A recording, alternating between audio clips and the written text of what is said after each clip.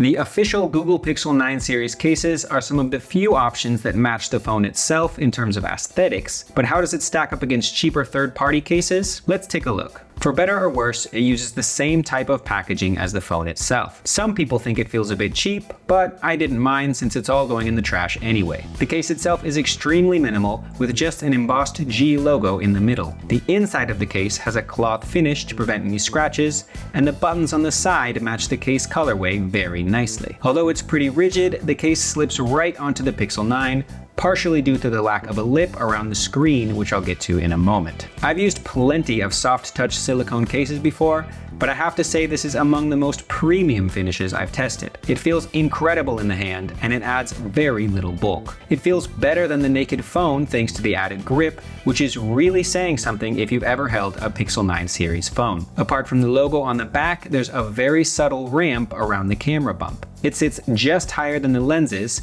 so they should be protected if you drop it. However, I don't have much confidence in the lip around the screen on the other side. It sits just barely taller than the OLED panel, and there's no edge to hold it onto the front, so it slips down fairly easily. Drop protection as a whole is limited with this case, but that's pretty standard for thin cases. If you do pick this one up, consider getting a screen protector for a little extra peace of mind. At $35, it's pricier than most thin third-party cases, but still reasonable. I wish that Google would have included magnets in the back, which would have made this a much easier case to recommend. As it is, it's still a good choice if you value aesthetics over protection. If you do want a thin case with magnets, check out the Mouse Super Thin. It's even thinner than the official Pixel 9 series cases, which is impressive considering the magnets in the back. However, it's quite a bit more expensive and even less protective. Read the full review and check out more case reviews for the Pixel 9 series at the links in the description below.